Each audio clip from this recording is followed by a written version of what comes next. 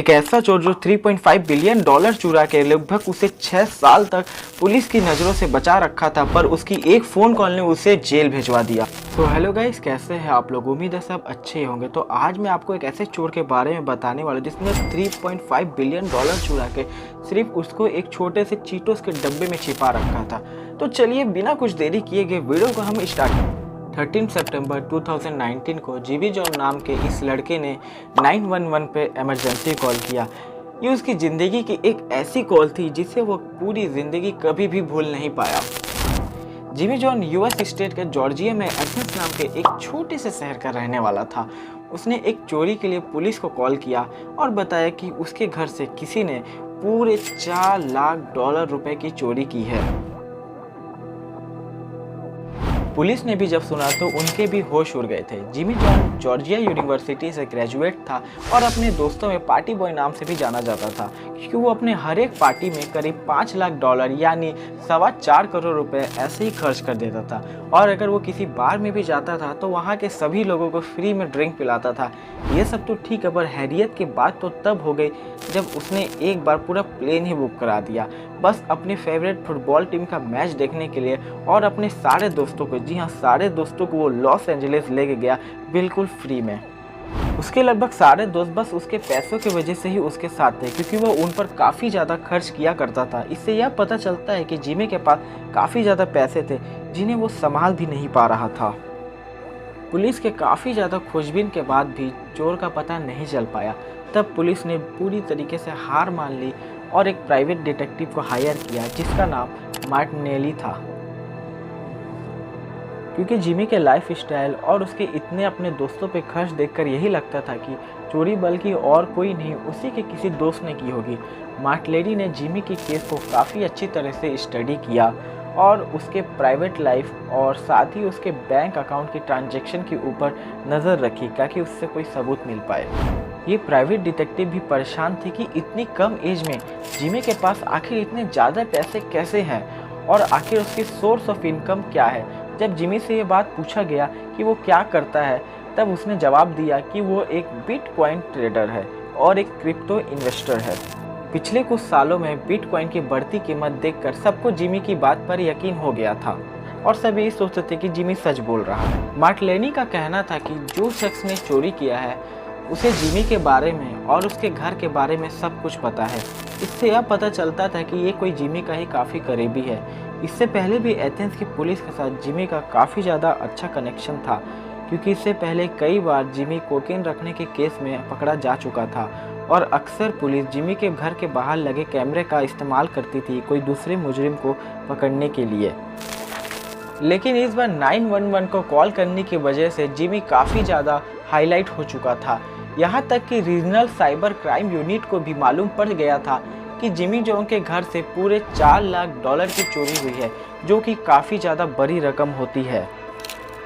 Jimmy John सबको यही बोलता था कि वो एक बिटकॉइन ट्रेडर्स और एक क्रिप्टो इन्वेस्टर है। फिर भी बिटकॉइन ही सही, पर इतने ज़्यादा पैसे आखिर कैसे आते थे?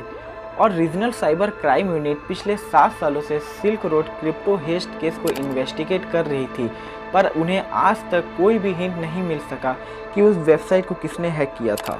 सिल्क रोड एक ऑनलाइन मार्केट थी जहां सारे गलत काम होते थे। ड्रग सप्लाई से लेकर गन सप्लाई और भी बहुत कुछ यहां किए जाते थे और इनकी ट्रांजैक्शन बिटकॉइन में की जाती थी। 2012 में सिल्क रोड की वेबसाइट को किसी ने बुरी तरीके से हैक कर लिया और वहां के यूज़र के अकाउंट से 51,680 बिटकॉइन किसी ने चुरा लिए। क्योंकि ये एक इलीगल वेबसाइट थी तो किसी ने भी इसकी रिपोर्ट नहीं की। अगले ही साल सिल्क रोड के वेबसाइट के मालिक को पकड़ लिया गया और उसे जेल हो गई। सारे बिटकॉइन को FBI ने अपने कब्जे में ले लिया और सिल्क रोड के मालिक के पास से 1,70,000 बिटकॉइन मिले, लेकिन अभी भी 51,680 बिटकॉइन मिसिंग थे, जो कि किसी हैकर ने पहले ही चुरा लिए थे। FBI को लग रहा था कि ये बिटकॉइन सिल्क रोड के मालिक के दूसरे अकाउंट में ट्रांसफ़र कर लिया है और उन्हें अब ये झूठ बोल रहा है। बिटकॉइन के डिफरेंट अकाउंट के ट्रांजैक्शन बिल्कुल ट्रांसपेरेंट रहती थी, इसे कोई भी देख सकता था, पर अकाउंट के मालिक के बारे में पता नहीं चलता था। रीजनल साइबर क्राइम यूनिट को ये शक हुआ कि इससे जिमी का कोई कनेक्शन तो नहीं है, ये जानने के लिए उन्हें जिमी का बिटकॉइन एड्रेस चाहिए था, इसलिए उसके लिए उन्होंने एक प्लान बनाया और रीजनल साइबर क्राइम यूनिट और एथेंस पुलिस ने जिमी के साथ एक मीटिंग का प्लान बनाया। क्योंकि पुलिस पहले से ही उसके मिसिंग $4 लाख को लेकर इन्वेस्टिगेट कर रही थी, तो जिमी के लिए ये मीटिंग बिल्कुल नॉर्मल था। 3 ऑफिसर की टीम बनाई गई और उन्होंने बॉडी कैम के साथ जिमी के घर में प्रवेश किया। जिमी को पहले उन्होंने ये यकीन दिलाया कि वो और कोई नहीं बल्कि जिमी के ही मिसिंग $4 लाख के केस को इन्वेस्टिगेट करने आए हैं। तभी बातों बातों में आकर एक ऑफिसर ने जिमी से पूछा कि आपकी सोर्स ऑफ इनकम क्या है। तब जिमी ने उनको अपना रूम विजिट कराया जहां 2 बिटकॉइन माइनर्स रखे हुए थे। रीजनल साइबर क्राइम यूनिट में एक ब्लॉकचेन एक्सपर्ट था जिसने तुरंत अंदाजा लगा लिया कि 2 या 4 बिटकॉइन मशीन से इतने ज़्यादा पैसे नहीं दे सकता जितना जिमी खर्च करता है। इसी दौरान बातों में लगाकर एक ऑफिसर ने जिमी का लैपटॉप एक्सेस किया और उसका बिटकॉइन एड्रेस कॉपी कर दिया। एड्रेस जिमी को सिल्क रोड की वेबसाइट से जोड़ने के लिए काफ़ी था। रीजनल साइबर क्राइम यूनिट बिल्कुल सही सोचे थे। इस बिटकॉइन एड्रेस में कोई खास अमाउंट तो नहीं था, पर इसकी ट्रांजैक्शन हिस्ट्री कई साल पहले सिल्क रोड वेबसाइट से मैच कर रहा था। इससे यह साबित हो गया था कि जिमी का सिल्क रोड हेड से कोई तो कनेक्शन है। ऑफिसर को वो मिसिंग 51,000 बिटकॉइन की तलाश थी। उन्होंने फिर एक बार जिमी से बात करके उससे मीटिंग फिक्स की, लेकिन इस बार वो उसके खिलाफ सर्च वारंट लेकर आए थे। जब जिमी को यह बात पता चली तो उसके मानो होश ही उड़ गए थे। ऑफिसर ने उसके घर की अच्छी तरह से तलाशी ली, एक एक कोना और एक एक दीवार उन्होंने चेक किया, पर उन्हें कुछ भी नहीं मिला। आखिर में उन्हें एक लाश में छोटा सा चीटोस का डब्बा मिला जिसके अंदर एक टॉवल पड़ा था। स्नैक्स के बॉक्स के अंदर टॉवल रखा उन्हें कुछ अच्छा नहीं लगा, तो उन्होंने जब टॉवल को हटाया तो मानो उनके होश ही उड़ गए थे, क्योंकि उसके अंदर एक छोटी सी कंप्यूटर चिप पड़ी मिली जो कि बिटकॉइन का हार्ड वॉलेट था, जिसमें अभी भी 51,000 बिटकॉइन मौजूद थे और 2021 में इसकी कीमत $3.5 बिलियन थी। जिमी जॉन अब अपने ही जाल में बुरी तरीके से फंस चुका था। अपने $4 लाख के चोर को पकड़ने के लिए उसने पूरे 51,000 बिटकॉइन गंवा दिए थे। जिमी से जब पूछा गया कि उसने कैसे किया तो उसने बताया कि अपनी ड्रग्स की आदत को पूरा करने के लिए वो सिल्क रोड की वेबसाइट पर जाता था। जब एक दिन 2012 में वो अपने बिटकॉइन को विड्रॉ कर रहा था, तब उसे सिल्क रोड की वेबसाइट पर एक लूप होल नज़र आया। जिमी जॉन को पहले से ही ब्लॉकचेन के बारे में अच्छी खासी नॉलेज थी, जिसकी वजह से वो सारे यूज़र के अकाउंट से बिटकॉइन चुराने लगा। जब उसने 51,600 बिटकॉइन चुरा लिए तब सिल्क रोड के वेबसाइट के मालिक को पता चल गया था, पर वो कुछ कर भी नहीं सकता था क्योंकि ये एक इलीगल वेबसाइट थी। तो उसने सीधा पहले जिमी जॉन को एक मेल किया जिसके जरिए वो बात उससे कर सके।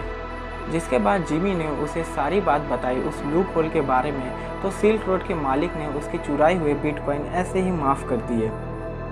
एथेंस पुलिस और FBI और रीजनल साइबर क्राइम यूनिट अब कई साल पुराने केस को सॉल्व कर चुकी थी। 2023 में जिमी जॉन को फायर फ्रॉड केस में 1 साल और 1 दिन की सज़ा सुनाई गई। ये US की हिस्ट्री का आज तक का सबसे बड़ा बिटकॉइन हेस्ट था। अगर जिमी जॉन उस दिन 911 को कॉल ना करता तो वो बिटकॉइन समेत आज आज़ाद घूम रहा होता, पर उसकी इस फ़ोन कॉल ने उसे जेल भेजवा दिया। FBI ने सीज किए गए बिटकॉइन को उसने असली मालिक के लिए एक नोटिस निकाला और कहा कि जिसके भी 2012 में बिटकॉइन गायब हुए थे वो उसे आकर ले जाए। पर हैरत की बात तो तब हो गई जब किसी ने भी उस बिटकॉइन को लेने नहीं आया, क्योंकि अगर कोई भी उस बिटकॉइन को लेने आता तो उससे ये साबित हो जाता कि उसका सिल्क रोड की वेबसाइट से कोई ना कोई कनेक्शन तो था और फिर उसके ऊपर भी कार्रवाई की जाती। तो उम्मीद है आपको ये वीडियो पसंद आया होगा और अच्छा लगा होगा। अगर आपको वीडियो थोड़ा सा भी अच्छा लगा हो तो मेरे वीडियो को लाइक कर दीजिएगा और मेरे चैनल को सब्सक्राइब कर दीजिएगा।